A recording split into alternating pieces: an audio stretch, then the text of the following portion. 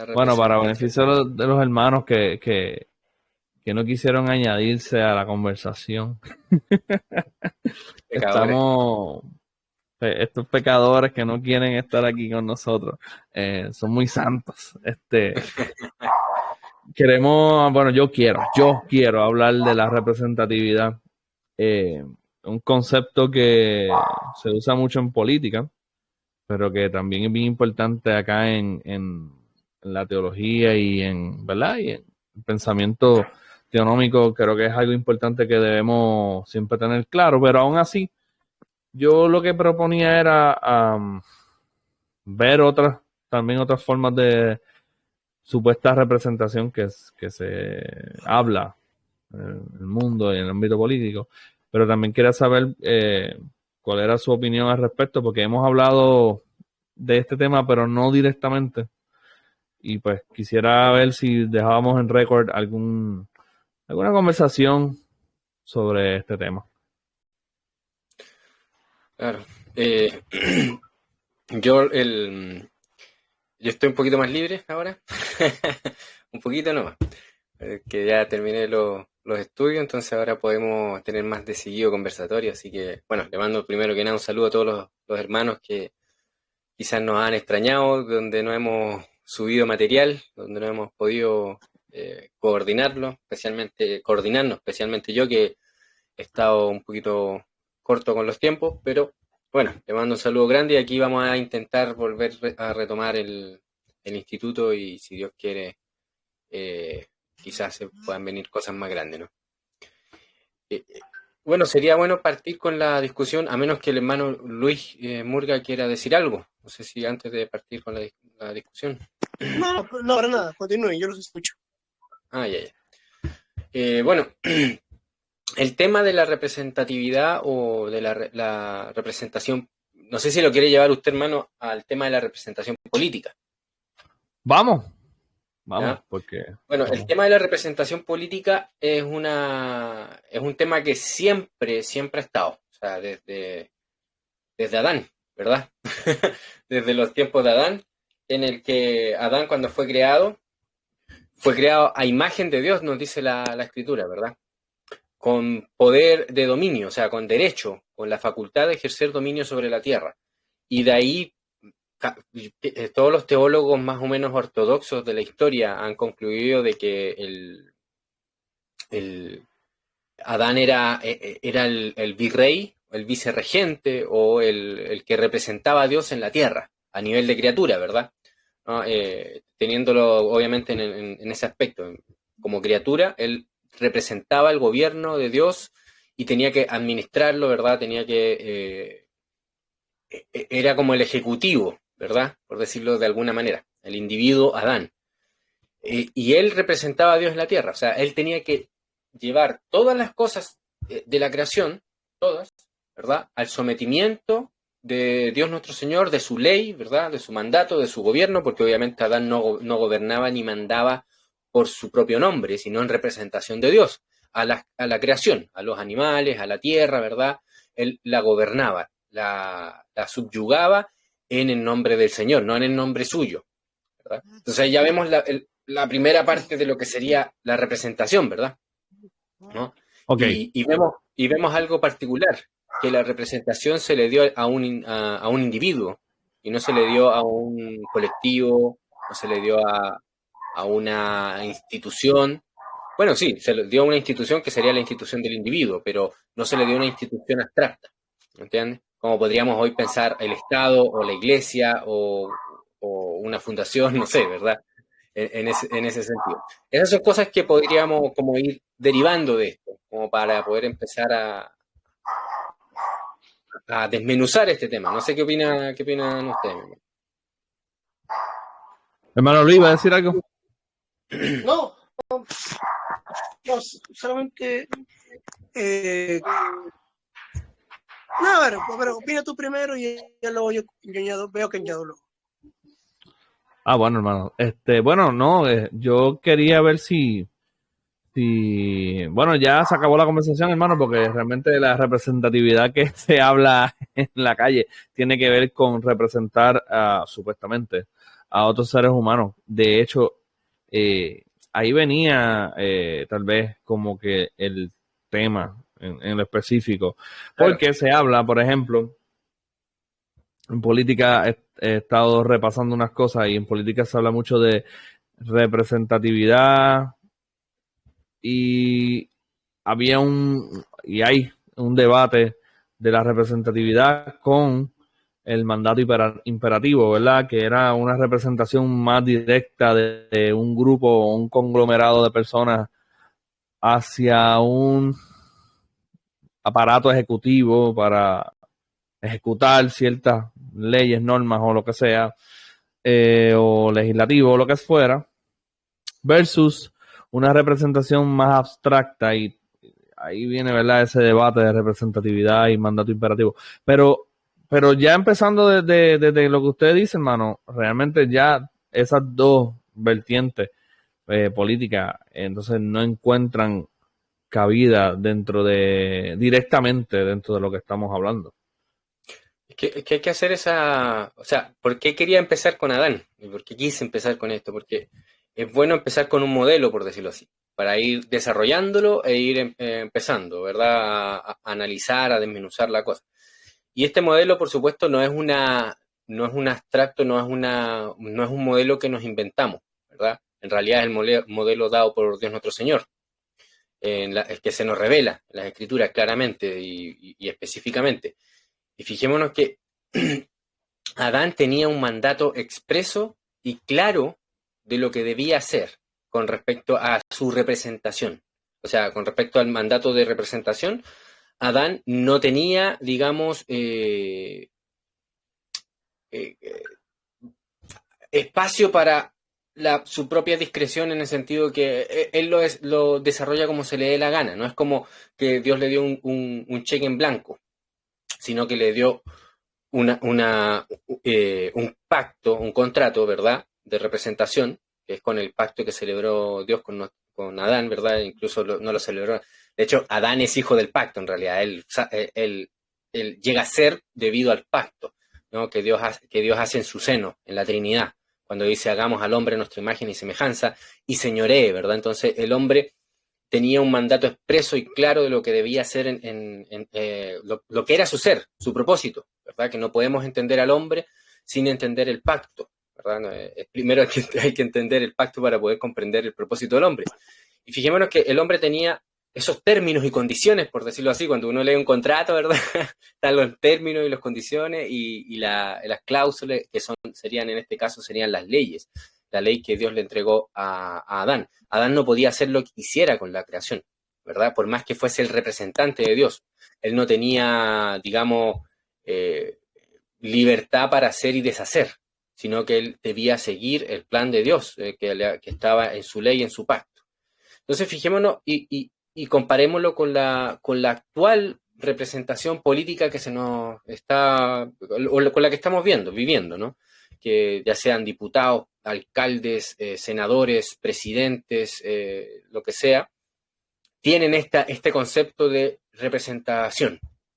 Pero ¿qué es lo que ellos ostentan como representantes de aquellos que le votaron? Fijémonos que ellos hoy en día, creo que son todos, no sé si hay una excepción en el ámbito de las democracias, todos presentan un proyecto, ¿verdad?, político, unas ideas. En muchas ocasiones estas ideas son bien vagas, bien generales, ¿no?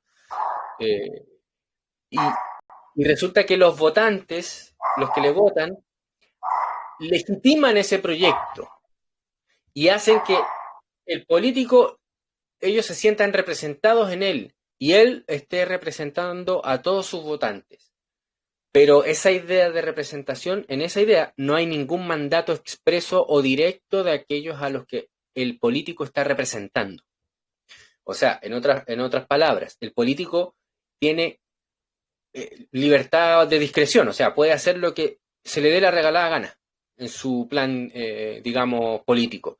El caso, esa es la doctrina actual, esa es la doctrina actual de la representatividad.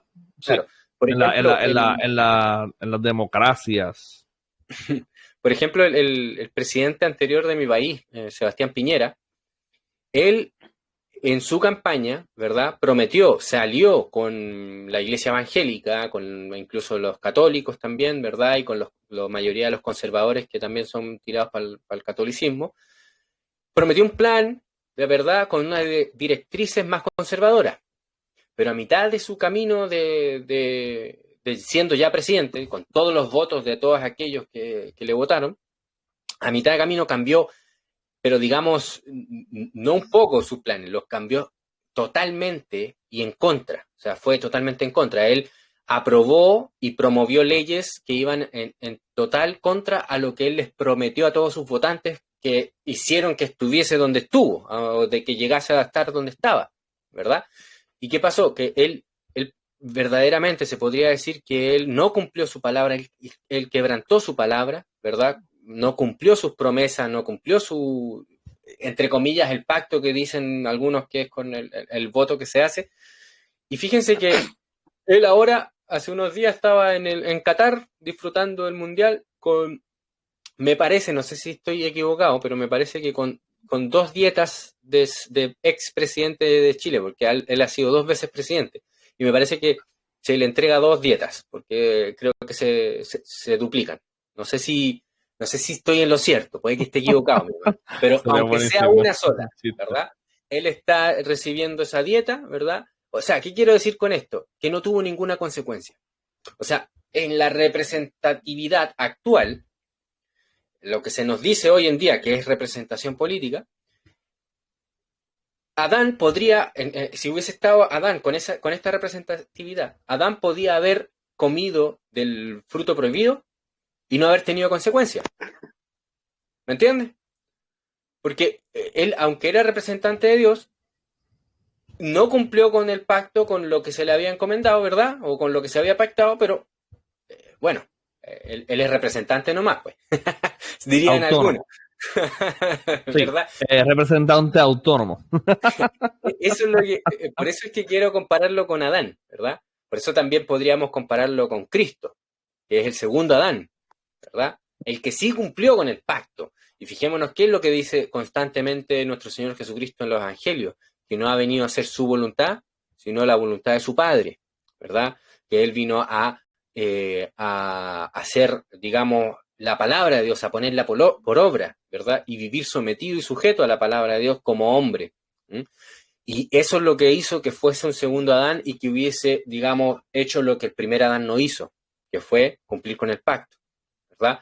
Hoy en día la representación política es una burla, o sea, es una completa burla, porque los políticos lo único que hacen en campaña es prometer, mentir. Mientras más se mienta, mejor, y mientras más ambiguo sea, mejor, porque así por lo menos se avergüenzan menos cuando no cumplen con su palabra, porque si son bien ambiguos, decir, no, pero yo nunca dije eso. ¿No? Yo nunca dije que iba a hacer eso, ¿verdad? Pero lo intentaron decir ambiguamente para que la gente les creyera, y después cuando no lo hacen, ¿verdad? Como el típico chiste que dice que usted prometió que todos íbamos a prosperar. Y él dijo, no, yo prometí que iba a prosperar, pero que iba a prosperar mi bolsillo, ¿no? Mi familia, ¿no? Los míos, no ustedes, ¿me entiendes? Entonces, ese es el grave problema que tiene el tema de la representación política actual. Y a la discusión que la quería llevar yo, que le había comentado antes mi hermano, es el por qué nos estamos creyendo esta idea estúpida, necia de representación política. Y ahí viene una discusión que me gustaría, que sería bien agradable. Podríamos llevarlo al ámbito más tecnicismo de filosofía, pero creo que mejor para los hermanos podríamos aterrizarlo y hablarlo en términos simples, ¿verdad? Que es la idea de que existe la posibilidad de que instituciones, aglomerados o organizaciones tengan una identidad como persona que pueda tener voluntad propia, tomar decisiones, ¿me entiendes? Pero en abstracción de las personas que conforman eso y sobre todo las personas que lideran esas organizaciones o esas instituciones. No sé si se me entiende lo que quiero decir. Sí, es como si existiera una entidad aparte a los individuos que componen esa realidad, porque un grupo es una realidad. Aquí somos un grupo, somos 2, Claro. 3, 4, pero decir que ponerle un nombre a esto, ¿verdad? El Instituto Rushdoony es una entidad separada de nosotros, pues ya eso es inventar. Claro, es que, mire, a ver si lo hago de esta manera, si se puede entender.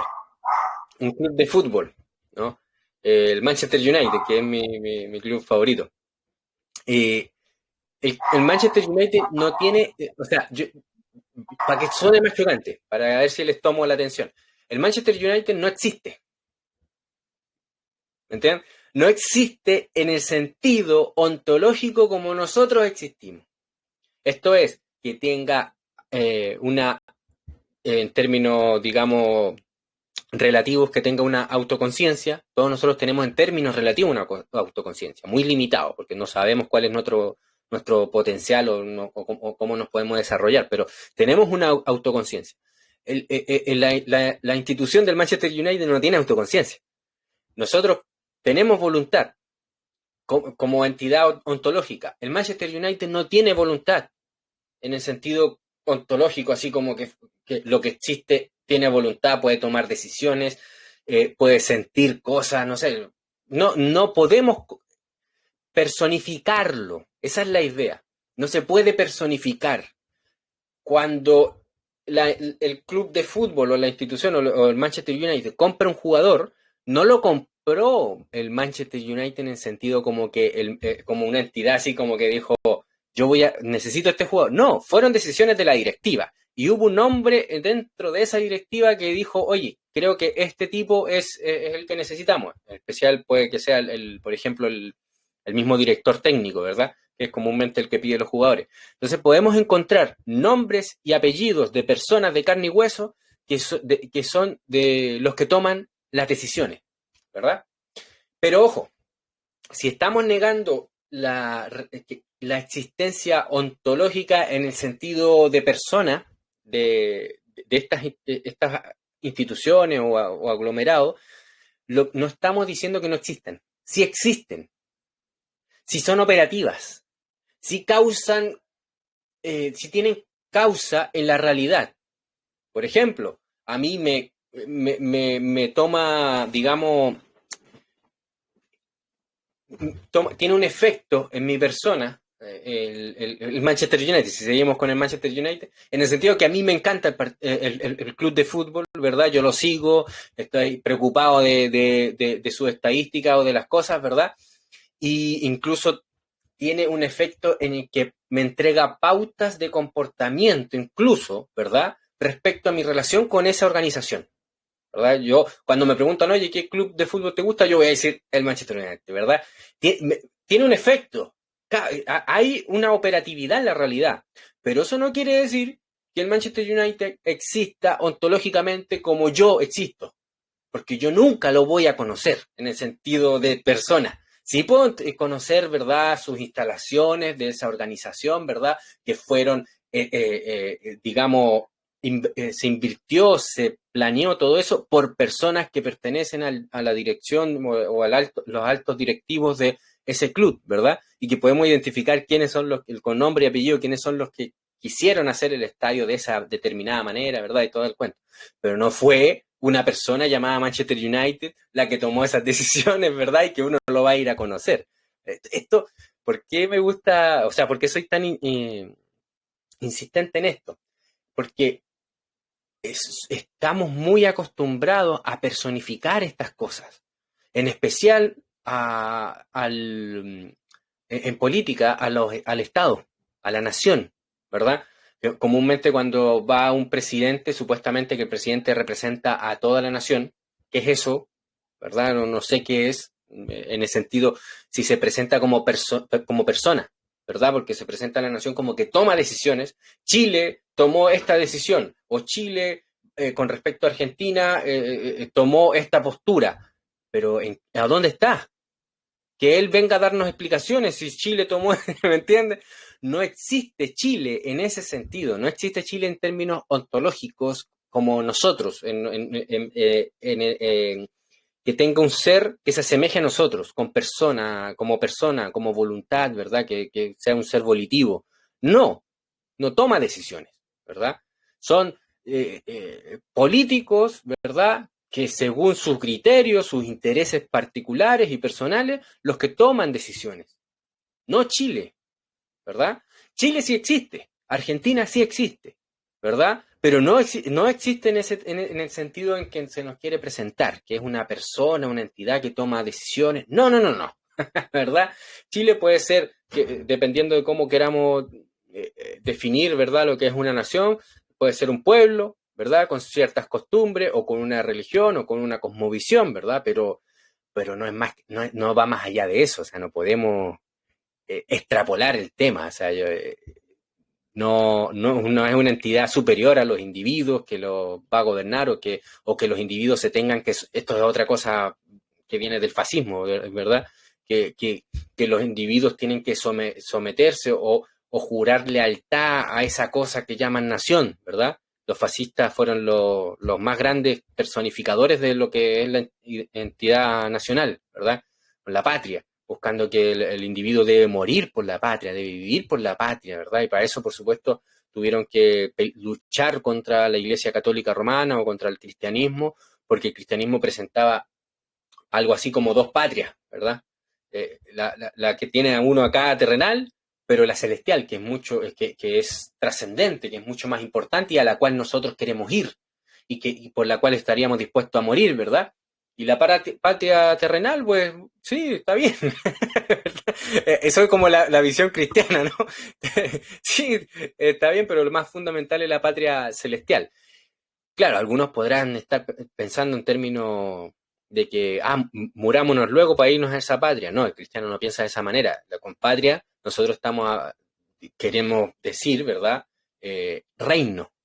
Queremos decir nuestro gobierno, el poder, de dónde somos gobernados, ¿verdad? En última instancia, de dónde está el soberano, ¿entiendes? En ese sentido. Entonces, sí, los fascistas lo que hicieron fue eliminar, ¿verdad? Intentaron al menos eliminar esa trascendencia y establecer la absoluta inmanencia, ¿verdad? Que el poder, el gobierno, todo estaba, ¿verdad? Aquí, terrenal.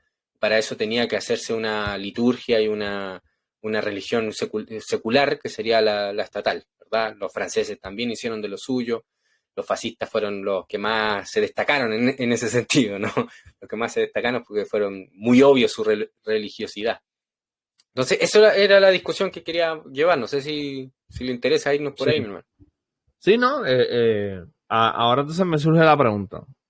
Hay tal cosa entonces como... Vamos a usar el ejemplo que decía del Manchester United. ¿Existe un representante del Manchester United? O sea, cuando usted conoce al de la directiva que elige a los jugadores, ¿usted entonces conoció al Manchester United? ¿O en qué sentido él puede representar al Manchester United?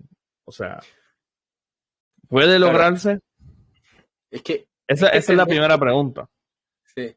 Hay que entender que estas instituciones, como el Manchester United, incluso como el Estado, o como incluso organizaciones, empresas, etcétera, son ideas, fundamentalmente, son ideas, son narrativas, ¿verdad? Y no estoy diciendo con esto que son malas y que hay que desecharlas, no, son ideas, y que el Señor nuestro Dios nos creó de tal manera que tenemos esa capacidad, hermano, ¿verdad? De crear instituciones abstractas, ¿verdad? Incorpóreas, que nos afectan nuestra conducta, nuestro pensamiento, incluso nuestras emociones, ¿verdad? Y nos pueden entregar incluso pautas de comportamiento. De hecho, una de estas instituciones fundamentales, perfectas y absolutas, que solamente la puede entregar Dios, es la ley, ¿verdad? La ley de Dios, ¿no? Es una de las instituciones que son incorpóreas. La ley uno nunca se va a encontrar con la ley en el sentido personal, ¿verdad? Se va a encontrar con el soberano que nos da la ley, ¿verdad? que es Dios. Y esa institución que es la ley, que nos ha sido dada y por la cual Dios nos juzga, nos da pautas de comportamiento a los seres humanos por las cuales nos tenemos que comportar o vivir, ¿verdad? En esos términos, y de lo contrario vamos a tener una sanción personal directamente con Dios, ¿verdad? El Manchester United es una idea que está compartida en el imaginario colectivo, ¿verdad? De las personas que no solamente que les gusta el Manchester United, sino a aquellos que incluso le puedan tener mala, o sea, los puedan odiar, como por ejemplo el caso de los hinchas del Liverpool, porque en Inglaterra los del Manchester United y el Liverpool se odian. Creo que ahora se ha bajado un poco la cosa, pero se odian. Fíjese, mi hermano, cuán material puede llegar a ser, cuán operativo puede llegar a ser estas instituciones imaginarias, ¿verdad? Que son imaginarios que se comparten, ¿verdad? Que puedan incluso a darte pautas de comportamiento contra tu prójimo. Bien dicho, contra tu prójimo, en el que estos hinchas se odian, ¿verdad? Casi en todos los países existen estas riñas entre distintos clubes, ya sean de béisbol, de básquetbol o de fútbol, ¿verdad? Que se riñen. Pero eso no hace que que exista ontológicamente algo como Manchester United, porque de hecho lo tienen que defender ellos, ¿verdad? Tienen que defender porque el Manchester United no se puede defender a sí mismo, ¿verdad? O el Liverpool no se puede defender a sí mismo. Necesita que haya alguien que lo esté hablando, que le esté creyendo, que lo esté defendiendo, ¿verdad? Incluso que lo esté financiando. De lo contrario no existiría. O sea, esta institución depende absolutamente de los seres humanos, porque son los seres humanos, empezando desde los fundadores, ¿verdad?, los que le dieron vida. Y para que siga manteniéndose con vida depende de que vayan a ver los partidos, que siga habiendo demanda de cuando el Manchester United juega, que siga habiendo demanda de camisetas, ¿verdad? Si eso se corta, Manchester United deja de existir en el sentido de lo que es, ¿verdad? Una idea. ¿Entiendes? Lo mismo que es el caso, por ejemplo, de los ídolos como Astaroth o Moloch, ¿verdad? Eso existían, ¿verdad? En el sentido en el que existen los clubes, ¿verdad? O incluso los estados, ¿no? No en el sentido ontológico como nosotros, como si tuviesen un ser personal, no, sino que existen como ideas, ¿verdad? Es un abstracto, un imaginario que es compartido entre todos nosotros y que nos afecta en nuestro comportamiento, ¿verdad? En cómo nos comportamos frente a esa idea.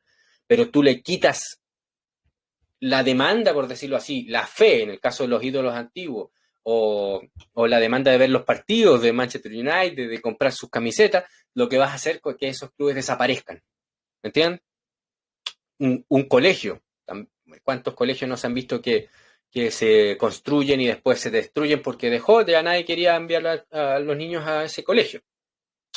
El colegio llegó a ser por una idea de unos hombres que lo fundaron, ¿verdad? Y dejó de existir porque ya nadie quería, digamos, financiar el colegio, nadie quería llevar a alumnos a ese colegio, ¿verdad?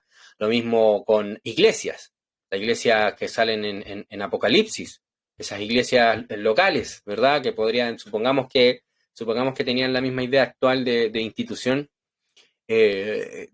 abstracta, digamos, inscrita o todo eso.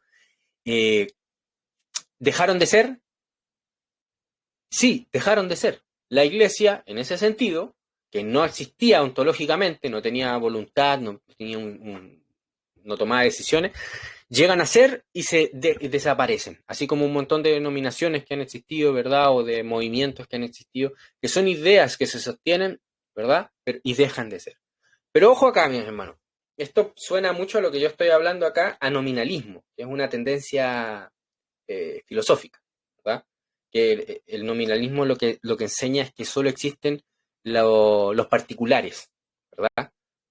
No hay nada más allá que particulares. Y los particulares son independientes lo uno de lo otro, no tienen relación alguna. Lo que hace el nominalismo es negar la relación de género y especie, ¿verdad?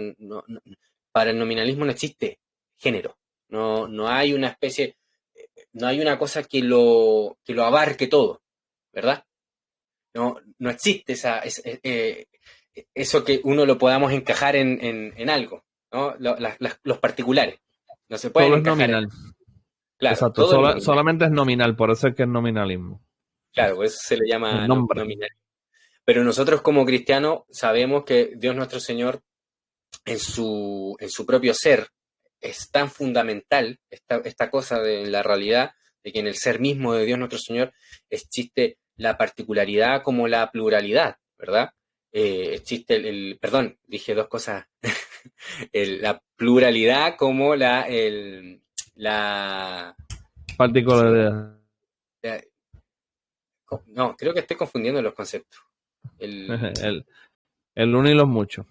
uno y los muchos, claro, la unidad, ahí está, la unidad y la particularidad, esos son los conceptos que quería buscar. Entonces, esto es algo fundamental y si nosotros llegamos a conclusiones nominalistas, esto es de que no hay relación alguna entre los particulares, eso no es cristiano, porque la realidad fundamental es que Dios, nuestro Señor, es uno en esencia, ¿verdad? Y tres en persona. En su mismo ser hay una pluralidad y al mismo tiempo una unidad, de modo que es básico tanto para la realidad divina del ser de Dios que se nos revela, como para también lo que Dios ha creado, ¿no? Es básico esta unidad y pluralidad o particularidad de las cosas. De modo que irse por el camino del nominalismo es peligroso, es anticristiano y vas a terminar mal, vas a terminar chocando con la locura.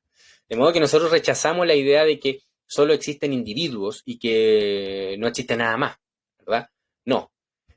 Pero tampoco abrazamos, ¿verdad? El idealismo o el colectivismo o la idea de que existen, que los individuos son parte de un todo y que se deben a ese todo y que el todo es mayor que la parte.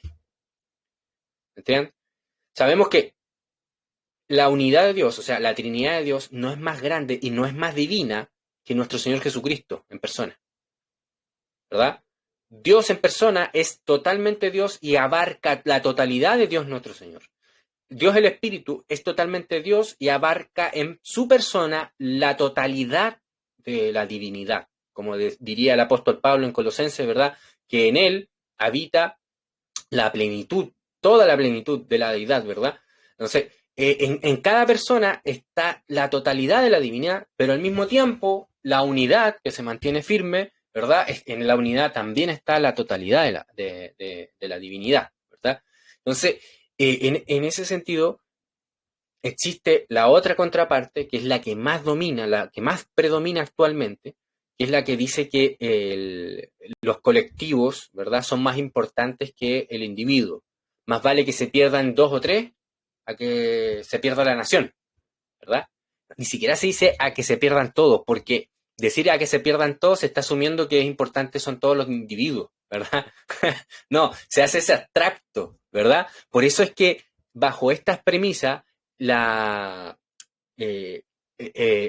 democracia funciona con la idea del 50% más uno, porque no les interesa el individuo, simplemente le interesa que la unidad, hacia dónde se está, digamos, desplazando más, o hacia dónde quiere más esa unidad, o sea, hacia dónde, cuál es la voluntad, hacia dónde se acerca más la voluntad, ¿verdad? Al 50% más uno, ¿verdad? Ahí entonces tenemos como la revelación de esa unidad, que sería la nación, ¿verdad?, que nos da esa palabra. Pero lo que diga el individuo vale nada, no importa, ¿verdad?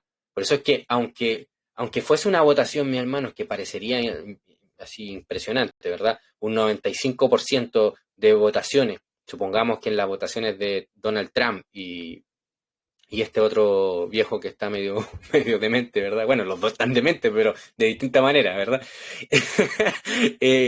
Supongamos que Donald Trump haya alcanzado el 95% de los votos, ¿verdad? Y solo el 5% de los votantes estadounidenses hubiesen votado por Biden. Eso, si se le impone al gobierno de Trump sobre ese 5%, eso es una tiranía, ¿verdad? Porque no hay sustento para nada para defender, no hay dónde sostener, ¿no? Defender de que el 95% de las personas están imponiendo al 5% su presidente, su voluntad, su idea y su visión, ¿verdad? No hay cómo sostenerlo. ¿Por qué? Porque son individuos, no hay ninguna nación que tomó la decisión, ¿verdad?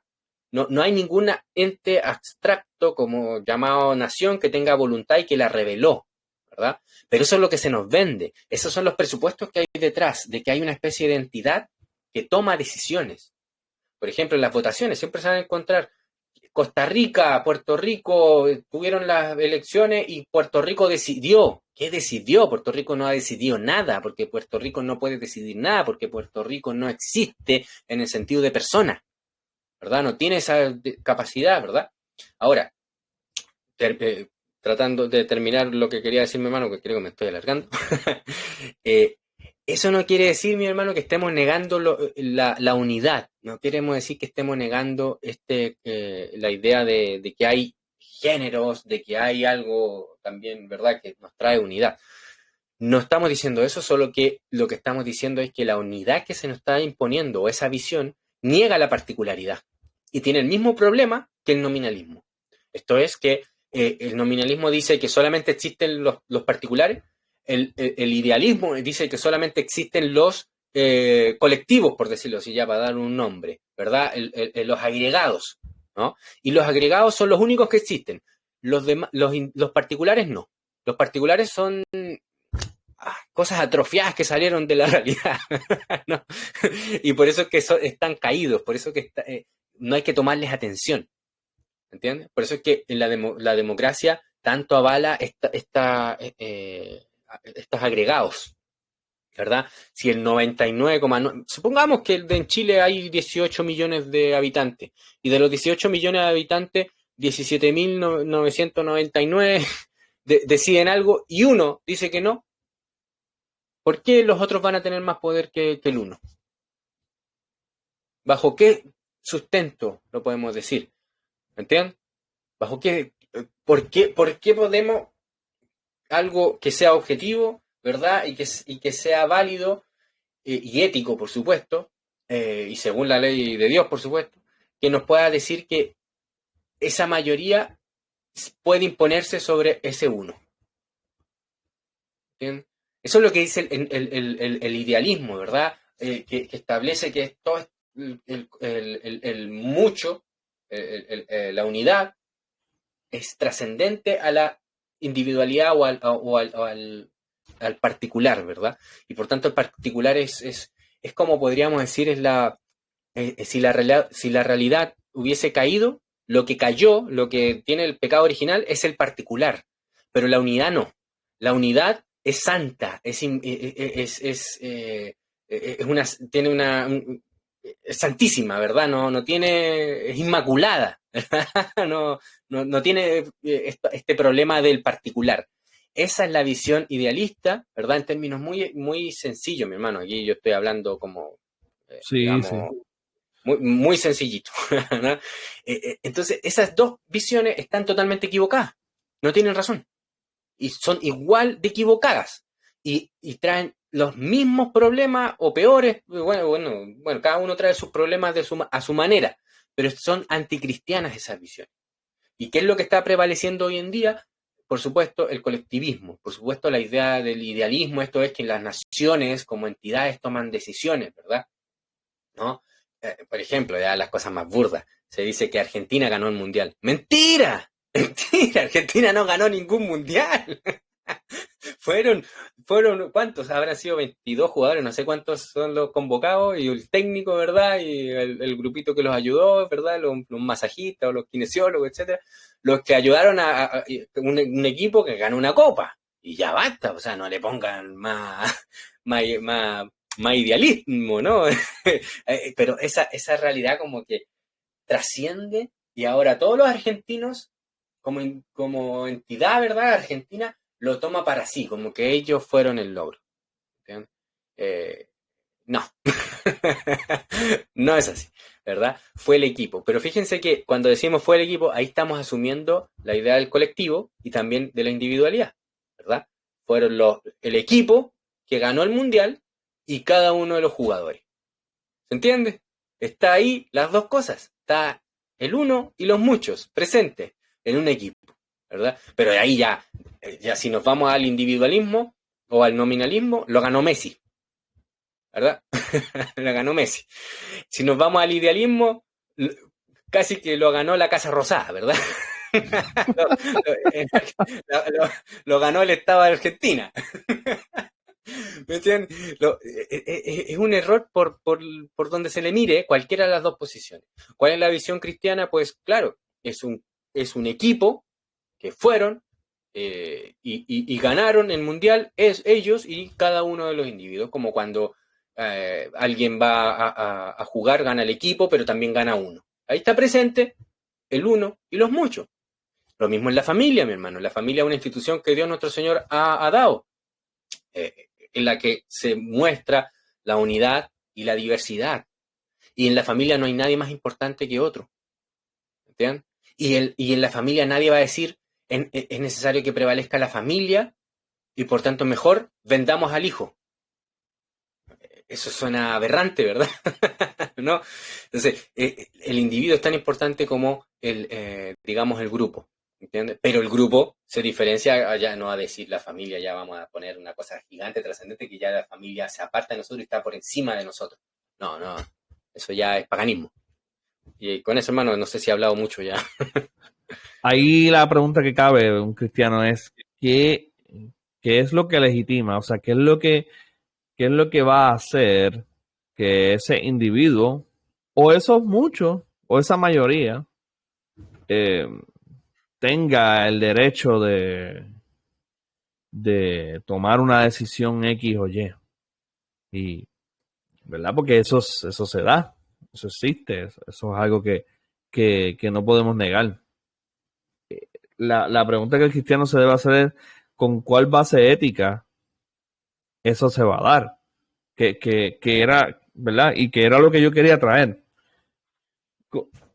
¿Cómo nosotros bíblicamente vamos a ver la representatividad? Porque si un gobernante de un país dice que representa a, supongamos, Puerto Rico, esta persona, ¿con qué derecho dice esto? ¿Ves? Y además de con qué derecho se cree que puede decir eso, es ese argumento que traiga cualquiera que sea, ¿verdad? La nación, lo que sea, ¿cómo nosotros evaluamos que eso es legítimo o no es legítimo? ¿Verdad? Y a eso venía lo que yo quería traer, el tema de hablar de representatividad, porque si el argumento viene siendo que representa a un grupo de personas, bueno, ¿es eso cierto, número uno? Y número dos, ¿es eso legítimo? Es legítimo representar, o sea, ¿cómo lo vamos a ver en términos bíblicos? Porque si Adán realmente representaba a Dios, pues ¿funciona eso también al revés? ¿Adán representaba a Eva delante de Dios? O no sé si entiende por Claro, donde claro. vengo. Obviamente el tema de la representación es súper amplio, o sea, no es algo, tiene muchas aristas, ¿no? Lo que queríamos aquí como empezar con la discusión es que por más que tenga hartas aristas o que hay que estudiar más a fondo el tema, eh, tiene claridad y es objetivo, no como lo que se presenta hoy en día, que es vago, ¿verdad? Y que no tiene, digamos, no tiene no se distingue, ¿verdad? De cuando alguien dice que representa a un político, dice que representa a un grupo de personas, ¿verdad? Uno le puede preguntar, ¿y en qué sentido usted lo representa? ¿Qué mandato o en qué sentido en particular usted puede definir y distinguir, ¿verdad? De esa representación que usted hace sobre ellos? El único que hace, no, es que yo represento aquí esta voluntad de las personas, ¿verdad? Que quieren tal o cual, pero nada nada claro, o sea, no hay un contrato claro que el político esté obligado, ¿verdad? Esté mandado, porque de hecho, no sé si usted sabe o si lo tenemos claro, porque con este cambio de visión, cuando nosotros hablamos de mandatario, El mandatario, en la palabra, es aquel que fue, digamos, está para los mandados, o sea, al que lo mandaron. Pero ha sido tan distorsionado con esta idea de la representatividad política moderna que el mandatario es como el jefe de Estado, ¿no? Así como que ni siquiera saben ya qué significa la palabra. No sé, en ese sentido es bueno que repasemos el tema de la representatividad con respecto a Adán. Con respecto a Dios ya lo hablamos, ¿verdad? Un mandato claro, explícito. Adán no tenía, digamos, discreción en el sentido de que él podía poner los términos y las condiciones. No, los términos y las condiciones ya estaban dadas. Adán no podía ir más allá de eso, ¿verdad? Y cuando fue sancionado, fue castigado. Pero fijémonos que Dios le entregó una esposa, ¿verdad? Creó la institución del matrimonio. ¿Mm? Y creó a un nuevo individuo que sería la mujer Eva, ¿verdad? Y creó una nueva institución que sería el matrimonio. Y esta institución sí tiene, al ser una institución, digamos que se separa, por decirlo así, de las personas, en el sentido que no podemos confundir el matrimonio o la familia o el matrimonio con Adán. Se supone que hay una distinción, ¿verdad? Pero al haber esta distinción, tiene que haber una representación, ¿verdad? Y en ese sentido, Dios nuestro Señor estableció al Padre como quien representa a la familia, ¿verdad? Pero incluso el Padre no tiene discreción en el sentido de que pueda hacer y deshacer con la familia, porque la familia ya tiene una dirección, ya tiene un propósito, ya tiene una ley, ¿verdad? Y por tanto Adán sí la representa a la mujer y a sus hijos, ¿verdad? Como familia, como núcleo, ante Dios nuestro Señor, pero lo representa ¿en qué sentido? En el sentido legal. Y si es un sentido legal, entonces hay términos, hay leyes, hay condiciones que Adán tiene que obedecer, que tiene que, digamos, que gobernar en ese sentido y que va a dar cuenta por ello. Pero si no hubieran términos, si no hubieran condiciones, Adán no tendría que dar cuenta de nada. Como es lo que pasa con los políticos, ¿verdad? Hoy en día, que no dan cuentas. Como pasó con el caso que les comentaba del expresidente Sebastián Piñera, que hizo absolutamente, quebrantó todos los acuerdos, rompió toda su palabra, ¿verdad? Quedó como un miserable, ¿verdad? Un ser miserable, digno de toda desconfianza, y no sufre ninguna consecuencia, ¿verdad? No tuvo ninguna consecuencia, absoluta. Al menos, bueno, Gabriel Boric en este caso que está viviendo acá, bueno, podríamos decir que está cumpliendo, entre comillas, lo que él prometió, pero no, también está, digamos, quebrantando su palabra con respecto a los que le votaron, ¿verdad? Porque se está transformando en otra cosa. Bueno, no sé si lamentablemente, pero el tema. Pero la cosa es que la representación siempre es limitada y está, digamos, restringida. Bueno, es un sinónimo, ¿verdad? No es abierta, no es una representatividad así. Por ejemplo, Adán no podía representar a Eva como se le diera la cara, o sea, se le diera la gana. Tenía que hacerlo en los términos de la ley de Dios, ¿verdad? Tenía que gobernarla, tenía que dirigirla. No era una cosa ambigua, hermano. A eso quiero ir. No era una cosa Sí, al aire, ¿entiendes? Y eso es lo que se nos está presentando solo y exclusivamente en la política, porque en empresas como habíamos mencionado, como Manchester United, los representantes del Manchester United que representan la organización, y en específico, más que nada, representan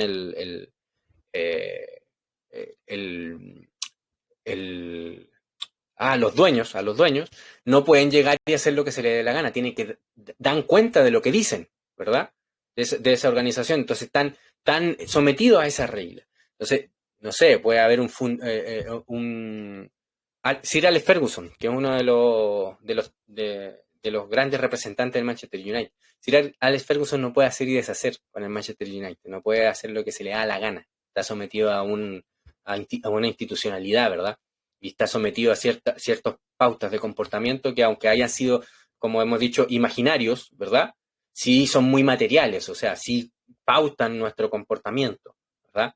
Pero en ese sentido, como les decía, no tiene una existencia personal el Manchester United con la que podamos, digamos, decir que tomó una decisión. No, las decisiones las toman los grandes directivos, los presidentes, en ese sentido, ¿no?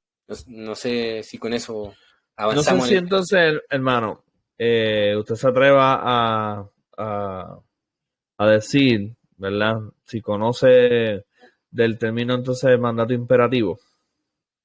Es que a eso estaba yendo, o sea, toda la conversación que estábamos teniendo, intentando yo hacerlo esto más coloquial, digamos, más... No, pero es fácil ponerlo coloquial, mandato imperativo. Pero el mandato imperativo básicamente es que la representatividad se basa en este concepto. Cuando yo represento algo, represento con un mandato claro, un mandato imperativo, algo con lo que... supongamos que un tío mío que vive en Alemania me pidió que le comprara una casa, ¿verdad? Pero él me pidió que le comprara esta casa que está en esta dirección, ¿verdad? Y que no me pasara de este monto. Entonces yo tengo un mandato claro ahí y yo representando a mi tío, yo no puedo hacer lo que se me dé la gana. O sea, yo voy a comprar esta casa que me gusta más. Yo creo que con esta va a quedar más contento mi tío. No. Si mi tío ya sabía cuál casa era y si me lo estoy representando a él con esta carta o este mandato imperativo que él me dio, yo no puedo ir más allá. ¿Entiendes? Y esa es la representatividad. Eso es. No se puede ir más lejos que de eso. De hecho, Adán, cuando ejerce dominio sobre la tierra, tiene un mandato imperativo claro y específico. Y Sí. cuando se separa de ese mandato imperativo claro y específico, es cuando le vienen las consecuencias. Sanciones. Ahora, sí. Claramente la naturaleza de ese mandato específico no es una lista de Adán, sal a barrer, Adán, mete las cosas, Adán, abre hoyo. No, es un mandato imperativo general, ¿verdad? Como se debe a un gobernante, ¿verdad? Y a un vicerregente, ¿no? En ese sentido, pero que lo limita, como Sí, así. el límite. Dios nuestro Señor nos limita a todos los seres humanos, a todos los individuos, ¿verdad? A autogobernarnos y a vivir en representación de Él prácticamente, porque se supone Claro. que el pacto sigue vigente, el pacto con Adán en ese sentido. Claro. Entonces los límites de esos mandatos, yo creo que es lo que el cristiano debe disfrutar su vida descubriendo y ¿verdad? Que es la ley de Dios, la ley del Señor. Ahí es donde nos deleitamos conociendo nuestros límites, expectativas y todo esto, porque entonces esa es la vida, ¿verdad? La santificación, la vida del cristiano. Y a eso es lo que yo quería llegar, porque hay esa confusión. Además de que se entremezclan, hermano, los temas, porque entonces se entremezcla el tema con el Estado moderno, que el Estado moderno es muy diferente a lo que el Señor entonces instituye en su ley. Así que ya de por sí, aunque hablemos del mandato que tú quieras, el mandato que tú quieras hablar dentro de esa institución, entonces ya de por sí hay un problema, porque la institución en sí que busca representatividad, no importa si es imperativo o es lo que tú quieras, estás representando algo que no es legítimo y ahí es que tal vez se complica. No sé si Ahora, yo lo estoy hermano, complicando. mire, como para comparar con la representatividad estatal o política y la representatividad del padre de familia. Los padres de familia en la escritura son, por supuesto, y en la realidad deben, es un mandato, ser los representantes de la familia.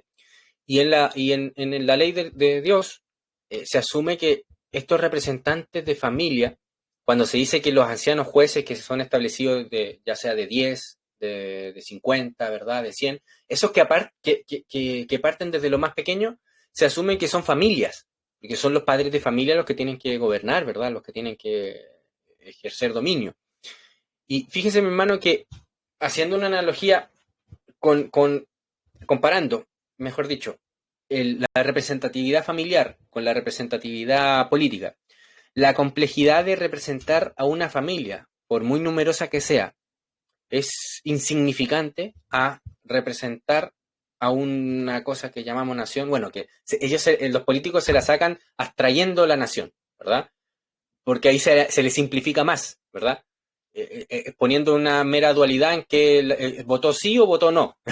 Y votó sí, bueno, en función de esas dos opciones, ya ahí supuestamente se le simplifica más al político y puede tomar decisiones, ¿verdad?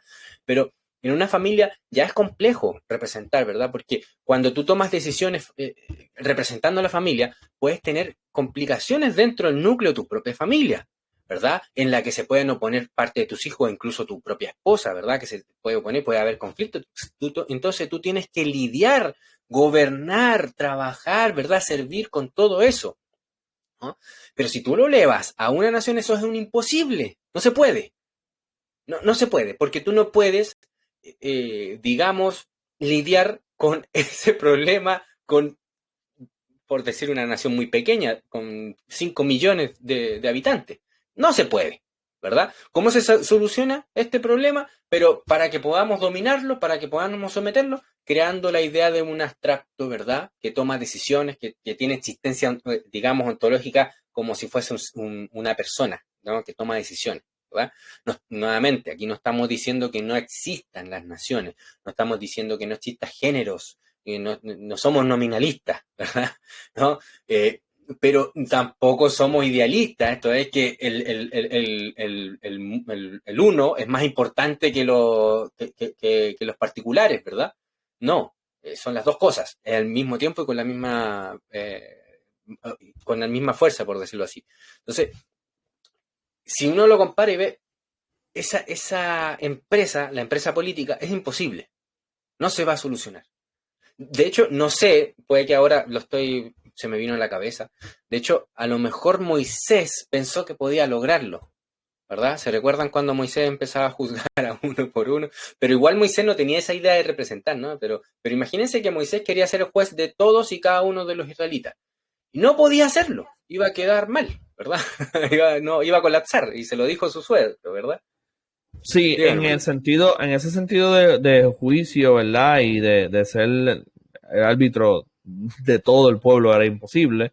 Pero dándole la vuelta, ¿no era Moisés representante del pueblo delante de Dios cuando recibió la ley? Y ahí venía la pregunta que le decía ahorita, ¿verdad? ¿Verdad? Pero Podemos flipear esta idea. claro, pero fíjense que Moisés tenía un mandato imperativo, claro, ¿verdad? Y cuando Moisés, incluso cuando se salió de ese mandato, ¿no? ¿Cuál fue la consecuencia? El no ver la tierra, el no entrar, perdón, porque la pudo ver, pero no entrar a la tierra prometida, ¿verdad? Que la representatividad que tenía Moisés respecto de Dios, respecto al pueblo, era de llevarle la revelación, la ley, el mandato, ¿verdad? Y actuar conforme a ello y ser responsable ante Dios, dar cuenta de ello, digamos, a Dios, de cómo está llevando a cabo esto, ¿verdad? Y en el momento que fue un detalle pequeño, hermano, un detalle pequeño, pero ¿qué tenía que hacer Moisés con respecto al pueblo? Darle la enseñanza y la guía de cómo deben comportarse con Dios nuestro Señor. Y cuando Moisés no hizo caso a la palabra de Dios, y casi que pateando, ¿verdad? La roca fue, no me acuerdo si fue la roca o fue la roca, ¿no? Sí. Cuando la golpeó y no diciéndole, no hablándole, pues empezó a enseñarle al pueblo algo que Dios no le estaba enseñando, que era que tómate a la ligera la palabra de Dios, ¿verdad? Y fue la consecuencia grave que tuvo, que Moisés no pudo pisar la tierra prometida, por la cual tanto luchó y por la cual tanto sufrió, ¿verdad? ¿Vean?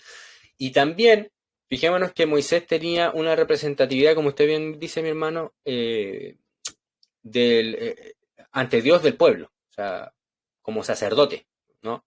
Un sacerdote representa al pueblo, a las personas, ¿verdad? Ante Dios nuestro Señor. Pero ¿en qué sentido lo representa? Esa es una buena pregunta que nos podríamos hacer. ¿En qué sentido lo representa? Porque podría decir Moisés ante Dios, Señor, yo en representación de todo mi pueblo decimos que te adoramos y que te queremos seguir. ¿Podía hacer eso Moisés teniendo a un Coré, teniendo a un hijo de la egipcia que después terminó blasfemando? ¿Podría haber dicho eso en representación y ser aceptado? Una pregunta que me surge, ¿verdad? ¿Tendría lógica? ¿Podría o razón, verdad, Moisés, al decir eso? No sé qué opina usted, mi hermano. No, estaba aquí analizando, no se me ocurre una buena respuesta. Tal vez pensar en que es que había, valga la redundancia, ¿verdad? Había límites ¿verdad? El trabajo de Moisés. Y el trabajo de Moisés era un servicio de parte de él al pueblo, ¿verdad? De hacer esta tarea de traer la ley y guiarlos. Yo me imagino que a Moisés le pesaba bastante. Bueno, es que lo dice muchas veces. A mí me gusta hacer un ejercicio que a veces me juega mala pasada, ¿verdad?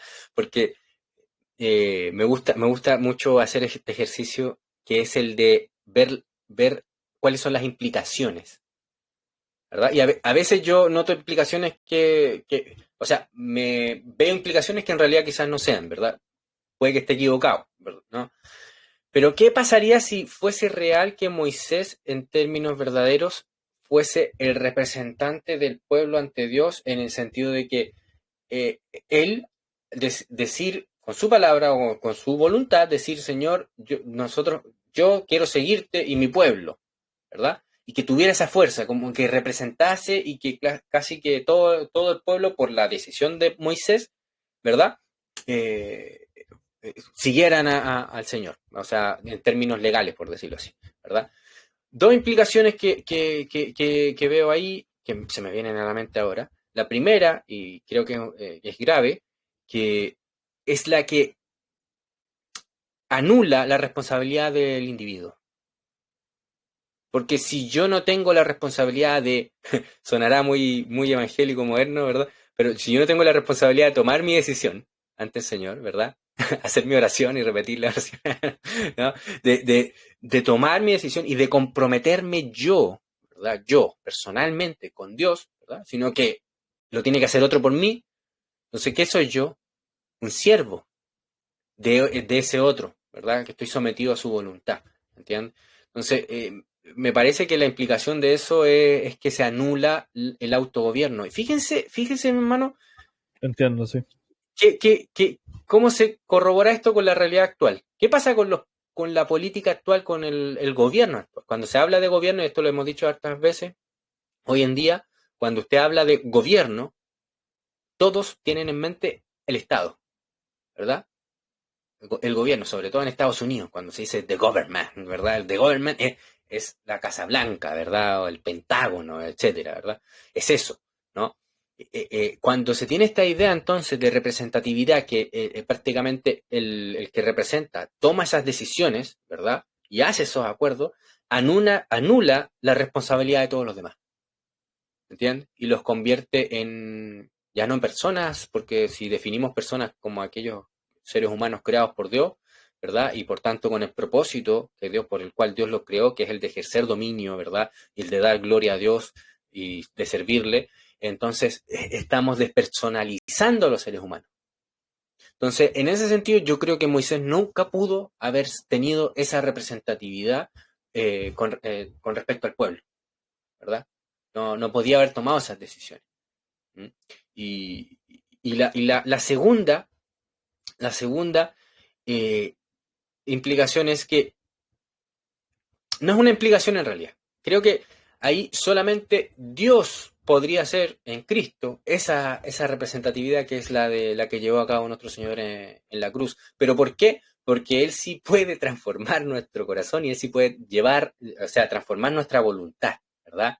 Llevar nuestra voluntad a que desee a Dios y a que desee hacer el bien, ¿verdad? Como dice el apóstol Pablo, que Él pone tanto el querer como el hacer, ¿verdad? Moisés no podía hacer eso en el pueblo. De hecho, tanto que sufría el pobre Moisés con que el pueblo duro de servir no le hacía caso. ¿Verdad? ¿No? Entonces, se me viene a la mente un tal Rousseau, ¿verdad? El Rousseau enseñaba que el legislador, que era el que creaba la ley, tenía que tener unas ciertas características. Y una de las características que tenía que tener este legislador era que tuviera el poder de cambiar la naturaleza de los súbditos, de los sometidos, ¿verdad? O de los legislados, ¿m? En ese sentido, que pudiera cambiar eso. Y Rousseau entendía muy bien ese problema, porque por más que supuestamente lo representaba, porque el tema del nacionalismo y todos estos temas estaban en boga en aquel entonces, él veía ese problema de, oye, claro, podemos en el papel, ¿verdad? O tener toda una teoría de cambiar la nación, reinterpretarla, reconstruir todo, rehacer todas las cosas, ¿verdad? En el papel, claro, el papel aguanta todo, pero las personas no cambian. Siguen siendo, en los tiempos, por ejemplo, de Rousseau, siguen teniendo ideas católico-romanas o siguen siendo protestantes, ¿verdad? Y no se someten a esta idea de nacionalismo. ¿Qué hacemos? ¿Me entiendes? Entonces lo que veía era que tenía que haber una capacidad de cambiar la naturaleza humana. Y por eso que él escribió tanto sobre educación.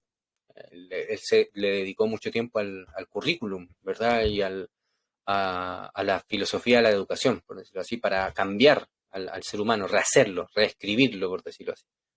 Es interesante porque él creía en el mandato imperativo, es bien loco, bien corta historia ahora, ¿verdad? Pero, entonces, Moisés, por ejemplo, usando Moisés o los mismos sacerdotes, cuando representaban al pueblo lo hacían como siervos del pueblo también. Y ahí es donde vemos que es muy diferente a la representatividad del Estado. La representatividad del Estado realmente es ya la conclusión lógica de que esas personas que están en el Estado son el Estado.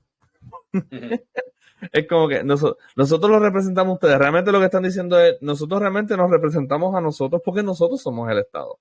Ustedes lo que vamos a... Disculpe, hermano, sí. Adelante. Saludos. Saludos. ¿Cómo está, hermano? Estaba pensando precisamente en esa conclusión, ¿sí? ¿Qué diferencia la representación bíblica de la representación humanista? Es la diferencia entre una soteriología cristiana y cualquier forma de autosoterismo, ¿sí? De hecho, nosotros vemos en el libro de Samuel, 1 de Samuel, capítulo 8, esa pretensión de autosoterismo cuando el pueblo en representación de sí mismo le dice al profeta, al antiguo representante de Dios, de la nación ante Dios, ¿sí? A quien representaba a Dios ante el pueblo. Dice, no, queremos un rey, queremos un nuevo representante. Pero lo importante del punto es que le están diciendo a aquel representante que era legítimo, vamos a poner el representante que a nosotros nos dé la gana para hacer lo que nosotros queremos. Claro. Ciertamente. Sí. Y ahí, es verdad, ahí lo que sucede, lo que lo complica es los tecnicismos que rodean cómo nosotros realmente vamos a representarnos a nosotros sin decirlo. Sí, pero lo básico a la realidad, mi hermano, o a todas estas discusiones o a las discusiones de esta naturaleza, es que en la mayoría se tiene que partir por el propósito y la naturaleza del hombre.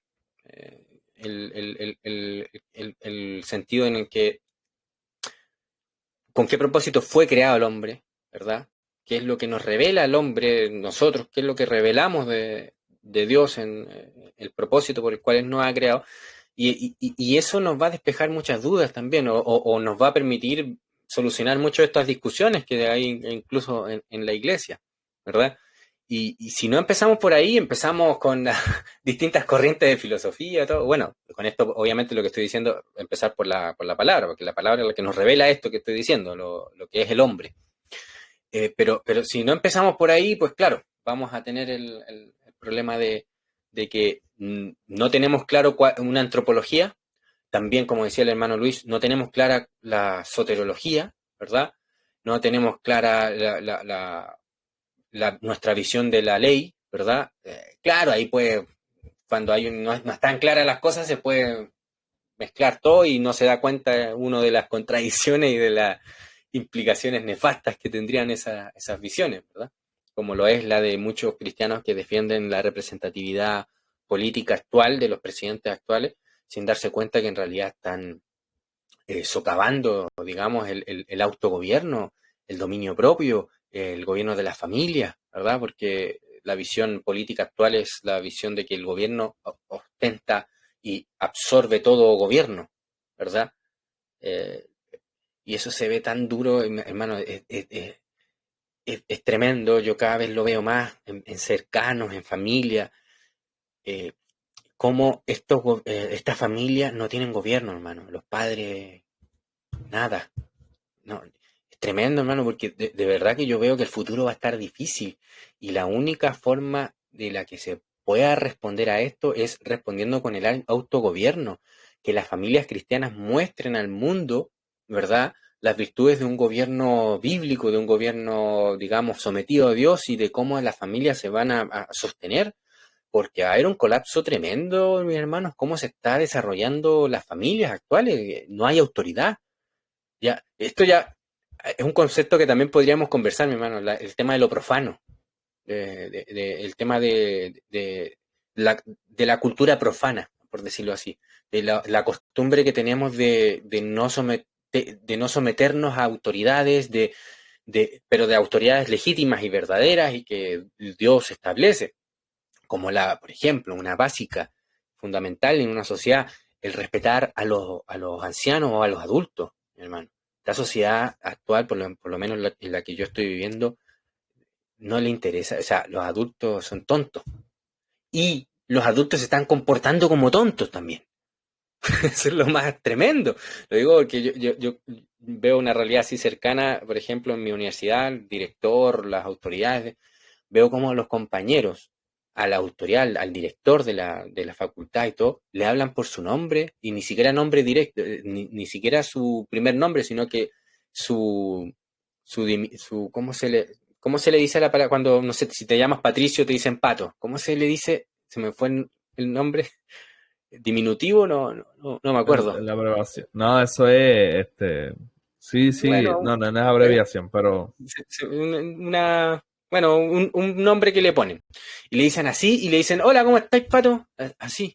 Acá en Chile se habla así, se dice así, pero cuando hay demasiada confianza y cuando te tratan así como de tú a tú, así como que no eres superior en nada a mí, en el sentido, digamos, económico, ¿verdad? Entendiendo económico no de plata, sino de gobierno digamos, que tú no te puedes, si tú eres un joven de 18 años, no puedes tratar a un adulto de 50 años solo porque es hombre, igual que tú. Ay, ¿qué te crees si eres igual que yo? No, pues, respete. ¿No? Hay una institucionalidad ahí, hay un orden ahí, y eso no se está respetando. Bueno, no sé por qué llega esto, mi hermano, pero... es un parámetro de la ley, es un parámetro de la ley. La ley del Señor dice que te levantes ante las canas y creo que y eso está claro en la ley del Señor. Claro, entonces esa es la cosa, como se ha abandonado esta idea de gobierno, de gobierno de la familia, y también, por supuesto, el corolario, por decirlo así, es el abandonar la representatividad. Ya los padres no representan a las familias, es lo mismo que decir los padres no gobiernan a las familias, ¿verdad? Se ha perdido todo eso y toda la gente, incluidos los adultos, los jóvenes, todos, esperan que el gobierno tenga una palabra última, que les diga cómo tengan que vivir, que les diga todo. Y una sociedad así, o sea, claro, si uno lo ve así a corto plazo, puede sobrevivir 50 años más. Sí, pero ¿qué son 50 años más, mi hermano? No es nada, es un segundo en la historia, ¿verdad? Para nosotros puede parecer la mitad de una vida, pero es porque seguimos creyendo que nosotros somos el ombligo de la historia, ¿verdad? Porque el mundo gira alrededor nuestro, ¿no? Y no nos importa el futuro, porque así se nos ha enseñado, traga y bebe que mañana moriremos, ¿verdad? Así que gózatela toda, lo que puedas. No te importa el futuro ni dejes nada a tu futuro. Pero no, hermano, la realidad es que la sociedad se está destruyendo y es por esto mismo, porque no se está promoviendo el autogobierno, el dominio propio, el gobierno de la familia, sino que todo lo contrario, la dependencia absoluta del Estado, por esas ideas que subyacen al concepto actual de representatividad, ¿verdad? Claro. El concepto de gobierno. Otra cosa que se me ocurre con la pregunta que me hizo de Moisés es la realidad de que cuando Moisés es siervo de Dios y es siervo del pueblo, es siervo mutuamente de estos, ¿verdad? De ambos. Una cosa importante es que la ley que él trae es una ley que es dada a cada persona, hablada a cada persona, o sea que no es ni Moisés la está dando a un colectivo abstracto, ni Dios tampoco está trayendo algo a un colectivo abstracto, sino se le está dando a individuos para que sigan a Dios, no a Moisés. Y eso obviamente pues no tiene nada que ver tampoco con la representatividad en el Estado hoy en día, que básicamente ya lo dijimos, ¿verdad? Es un conglomerado de personas que utilizan todo este lenguaje para ellos dominar. Y a nombre de ellos son los inmanentes y todo esto. Claro, es que el problema es que se ha negado la trascendencia, o sea, hemos negado la absoluta Exactamente. trascendencia. Y esto incluso es interesante porque a menudo se le echa la culpa al colectivismo o al idealismo de eliminar, digamos, la importancia del individuo y también la trascendencia. Pero porque claro, el colectivismo dice que el poder está total en el colectivo, ¿no? En la unidad. Pero el nominalismo también puede llegar a ese camino, me parece. Si todo es el individuo Sí. o el particular, si lo es todo, entonces todo sale del particular, ¿verdad? E incluso el poder puede salir del particular y si los particulares se unen y crean esto, el Estado, podría llegar a hacerse, o sea, no es un imposible, ¿verdad? Porque, Sí. de hecho, hasta podría pensarse, no estoy hablando aquí como un tiro al aire, hermano, pero podría pensarse que Thomas Hobbes podría encajar con un nominalismo. Es que, hermano, no, yo estaba estudiando a Thomas Hobbes ahorita y Thomas Hobbes sí era nominalista. Y sus presupuestos sobre el hombre eran totalmente particulares. Él no creía, ¿sabes? Él no creía en la unidad, básicamente. Él era nominalista, él era tal vez el discípulo más directo de Guillermo de Ockham, porque era fiel a esa visión y a qué llegó, a qué concluyó. O sea, él logró hacer un mecanismo, construir todo un argumento para entonces decir que necesitamos ser gobernados por esta cosa, ¿verdad? Y Leviatán que hemos Fíjese hablado. usted, hermano, que nunca me había hecho la relación de nominalista con Thomas Hobbes. Pero ahora que lo pienso, que hago la conexión, encaja perfectamente. Porque Sí, incluso sí lo era. él era ateo, incluso, en Hermanos, términos eh, filosóficos. Diga, hermano. es curioso, para ser gobernados por el nombre sobre el... Claro. Por el nominalista, por el nombre, sí, definitivamente, el nombre de esa cosa. Claro. Aquí estaba tratando de hacer un paralelo como cuando los apóstoles dicen, porque no hay otro nombre en el cual podamos ser salvos. Claro. No Amén. hay otro nombre, pues según los nominalistas del tipo Hobbes, según el cual podamos ser gobernados, sino por el Estado. Claro, pues. Amén. Sí. El verbo, ¿verdad? Tiene que ver con esto. Logos. Perdón, exacto, el logos. Claro. Sí, pues, pero haciendo un resumen, mi hermano, ¿no? Por supuesto que acá rechazamos, como decíamos, porque somos cristianos, trinitarios ortodoxos, rechazamos el nominalismo como también rechazamos el idealismo o la idea de que la unidad está por encima de todo o que los particulares están por encima de todas las cosas. Esas dos vías están equivocadas y llevan a caminos muy parecidos, ¿verdad? A caminos... Es pecado al fin y al cabo. Llegan al reino de la muerte y del pecado, ¿verdad? Pero no tenemos que decir que llegamos a término medio, porque eso no es tener algo positivo. Y nosotros tenemos una revelación, ¿verdad? Se nos ha revelado algo, se nos ha entregado una realidad. Entonces no podemos decir que es término medio. No, se nos ha dado una realidad. Y así como habíamos dicho, Cristo en su persona, o el Espíritu Santo en su persona, es totalmente Dios y abarca toda la divinidad en él, en su persona. Está toda la divinidad, así como en la unidad de la divinidad está toda la divinidad. O sea, o como diría Juan Calvino, ¿verdad? Jesucristo en su divinidad es exhaustivo, ¿verdad? No es una parte de la divinidad, ¿verdad? Es uno de los grandísimos aportes que Juan Calvino dio a la teología, aparte de la soberanía y de la profundización que hizo con la soberanía. Entonces, lo mismo pasa con la sociedad. La sociedad existe, sí, pero no existe aparte de los individuos, ¿verdad? Y no es superior a los individuos. Y no es más importante que un individuo, ¿verdad? Y tampoco el individuo se puede aquí pasar las películas, como se dice en Chile, y creerse más importante que la sociedad, ¿verdad? ¿Entiendes? Y la única manera en la que una sociedad pueda vivir en términos de paz, de verdad, de armonía, ¿verdad? Es en el pacto. Es sometiéndose a Cristo. Es la única forma, mi hermano. No hay otra solución. Y ahí es el problema que tenemos con el liberalismo clásico.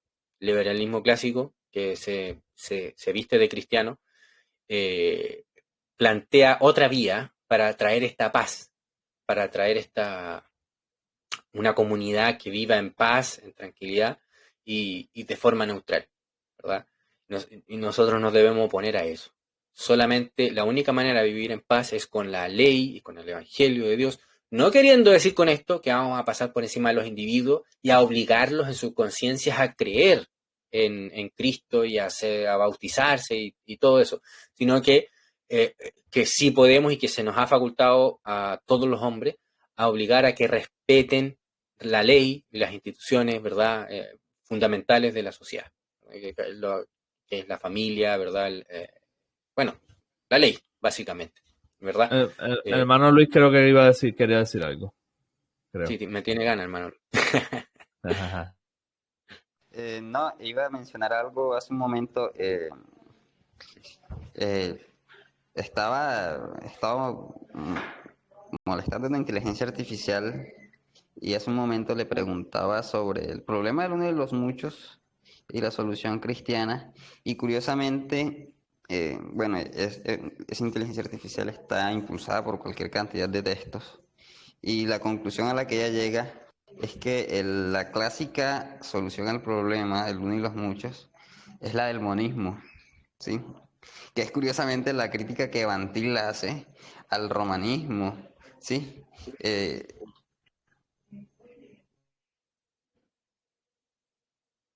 Se le cortó, no se escucha, hermano. Bueno,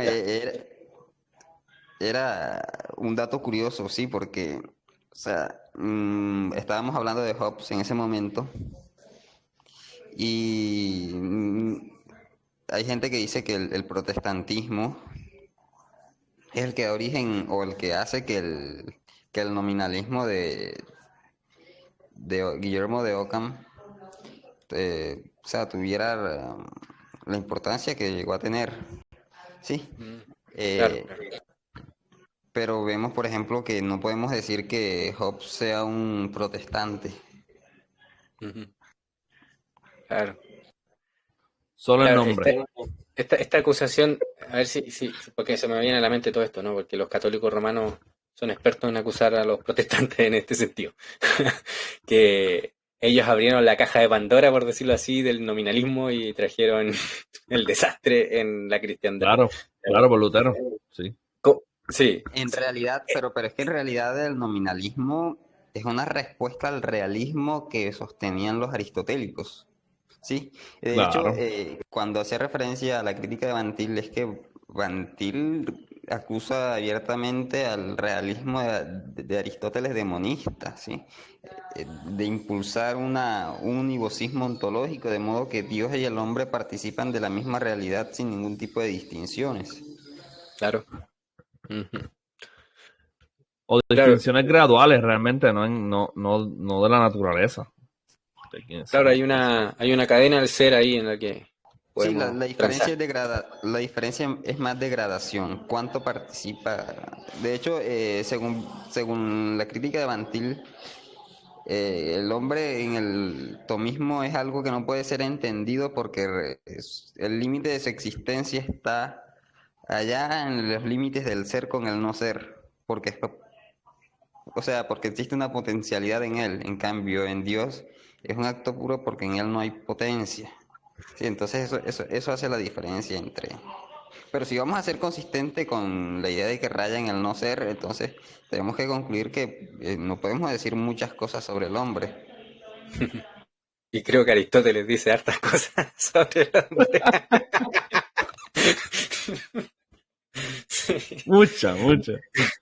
sí, sí, pero pero en ese sentido, como les decía, la Iglesia Católica o los católicos romanos acusan al protestantismo de abrir esta como caja de Pandora, en el sentido de que, en parte, hay sustento para hablar de eso, ¿no? O sea, Sí, tampoco es históricamente como tiene... Sí, tan gratuita no es pero obviamente, o sea, no es tan gratuita, pero obviamente lo hacen con mala cizaña. Eso está claro, ¿verdad? Así como también parte de protestantes usan mala cizaña para hablar en contra, y ahí no se soluciona nunca el tema. Pero yo me posiciono siguiendo un poquito, relativamente, ¿verdad?, la visión de Rushduni y pienso que el reino de Dios se manifiesta de una forma plural y que con sus cosas buenas y con sus partes malas también. El catolicismo romano tuvo su cosa muy grande, muy buena, ¿verdad? Y también tuvo sus cosas harto malas, ¿verdad? Harto problemático. El protestantismo, la reforma trajo gran luz al mundo, pero ahora estamos viendo que están casi en una densa oscuridad prácticamente, ¿no? Lamentablemente. Entonces, eh, eh, pelearse por el partido, cuál es el que tiene la visión correcta, creo que es muy miope. Creo que hay que obviamente defender las ideas, y yo pienso personalmente, y creo que ustedes lo saben, yo pienso que es la reforma la que tiene aquí la mayor razón. No sé si decir toda la razón, pero porque somos hombres, obviamente, y tiene la mayor razón en ese sentido, pero tiene que prosperar el debate de las ideas acá, de la teología, de la demostración con la palabra. Obviamente que en ese camino, en ese plano, no vamos a ponernos nunca de acuerdo con los católicos romanos porque estamos usando dos caminos distintos, ¿verdad? Hay dos metodologías distintas y cuando se usan dos metodologías distintas no se va a poder nunca llegar a acuerdos en ese sentido. Pero yo creo, basándome en esta idea de que los fundamentales en la realidad es tanto lo plural como la unidad, pienso yo que aunque tengamos grandes diferencias tremendas y que podamos hacer graves acusaciones a los católicos romanos, son cristianos, son del género cristiano, no son del género satánico ni del género pagano, son cristianos. Que estén paganizados todo el cuento, son cristianos. ¿Entiendes? A mí me gusta cómo lo dice Warfield, ¿sí? Él dice que, o sea, no es como si fuese un tipo distinto de religión, sino que es una versión menos consistente de la verdadera religión, ¿sí? Claro, Entonces presentamos a la fe reformada como la versión más consistente y más fiel a las escrituras del cristianismo, de la enseñanza cristiana, pero luego hay unas bifurcaciones que son un poco menos consistentes. Entonces en esas encontramos a los protestantes no reformados, encontramos a los católicos romanos, encontramos a los ortodoxos orientales, y así claro. sucesivamente. Claro, pero esa es la cosa, que caer en la arrogancia que nosotros somos solamente el cristianismo, no, no me atrevería tanto, mi hermano. No me atrevería. Aunque le digo, la primera vez que leí la idea de Workel, lo leí en Bantil, ¿sí? Y Bantil dice, él es bastante, el calvinismo o la fe reformada es el cristianismo en sí mismo. Y luego afirma, el calvinismo o la fe reformada es no el cristianismo ya, sino el teísmo en sí mismo. Claro, es que Que no hay hay que hacer, problema yo creo que no hay problema en hacer esas afirmaciones sin descrestarse. Sí, yo creo que eso no, es verdad, porque, o sea, el razonamiento detrás de eso es que no hay otros tipos o sea, si hay un teísmo verdadero, no hay dos teísmos verdaderos. Entonces, sí, así como reclamamos que existe un solo teísmo verdadero, hay un solo cristianismo que es consistente en su plenitud con la enseñanza de la Escritura. claro, lo que hay que hacer es separar dos cosas, que a veces se mezclan y a veces se comparan peras con manzanas, que no se debe hacer. A veces comparamos la cultura católica romana con la doctrina protestante.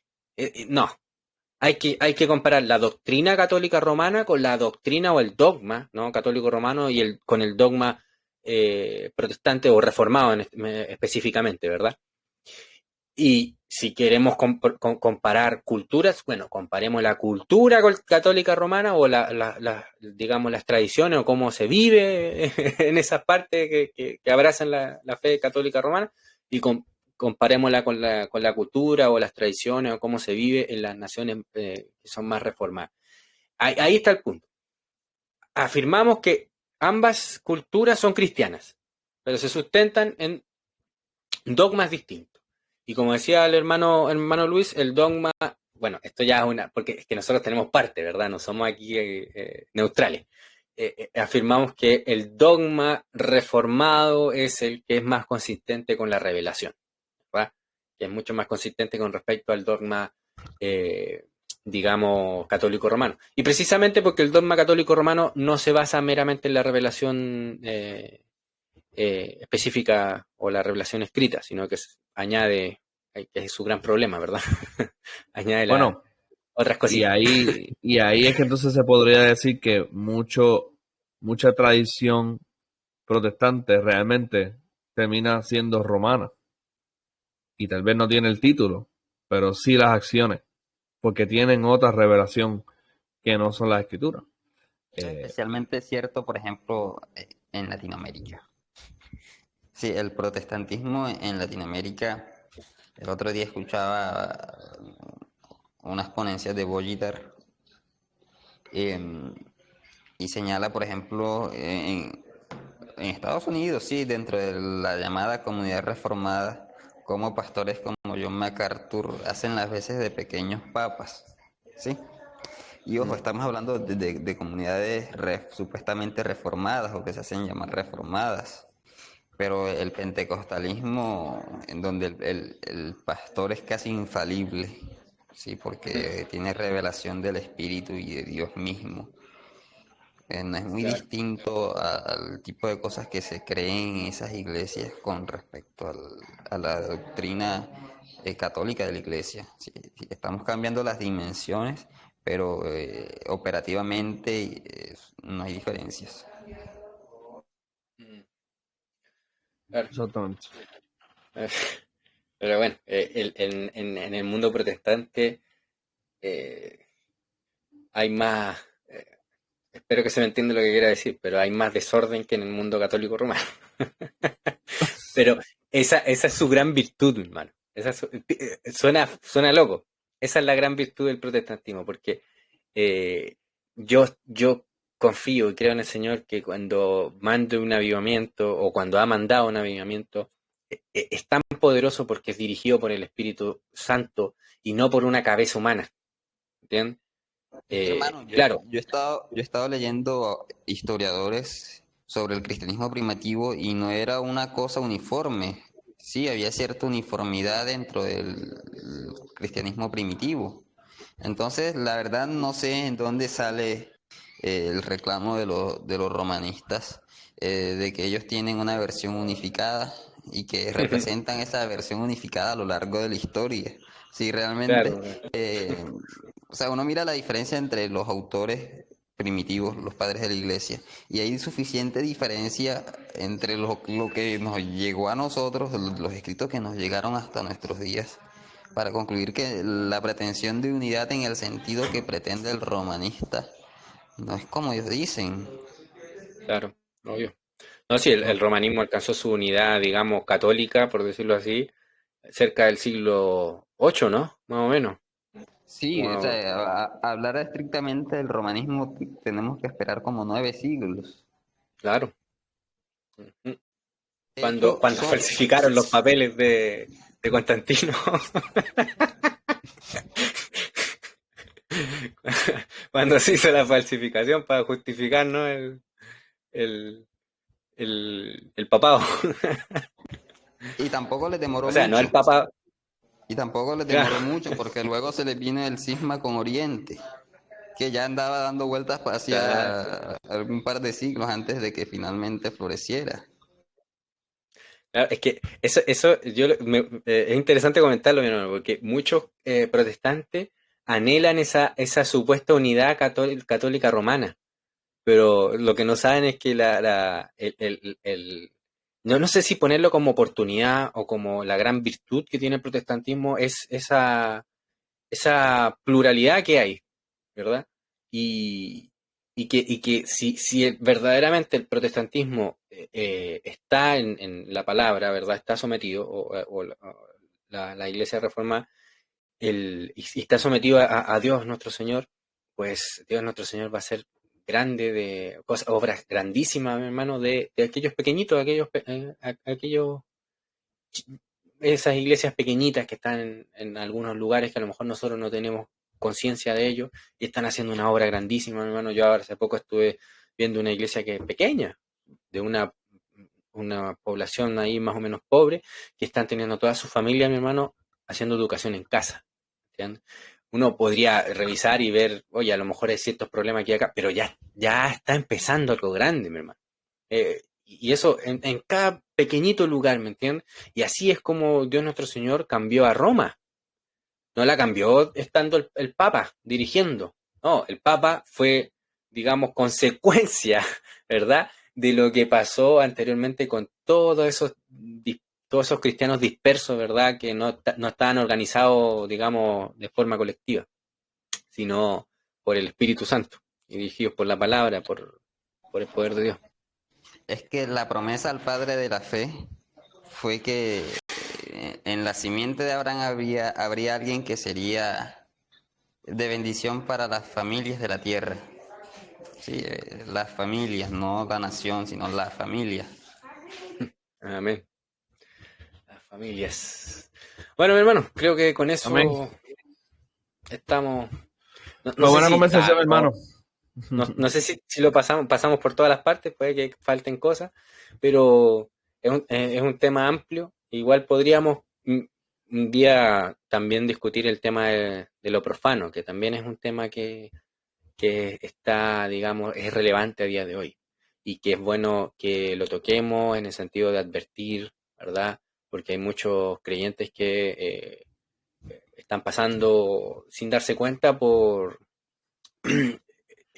están siendo influenciados, por decirlo así, por esta cultura profana, ¿verdad? Ustedes no sé si conocen un tal pastor acá chileno, no sé si es pastor, para mí es una parodia, pero pues, ojalá es que no lo sea, ojalá es que no lo sea, que se llama Pastor Rocha, creo que le llaman, creo que se llama, que hace parodia y hace como si fuese un pastor y hace bromas y videos de broma, ¿me entiendes? No sé si lo han visto, ¿no? No. No, bueno, es que es del ámbito chileno en realidad. Y la cuestión es que, claro, el chiste te da gracia a veces porque son cosas que aparecen entre los pastores y cosas.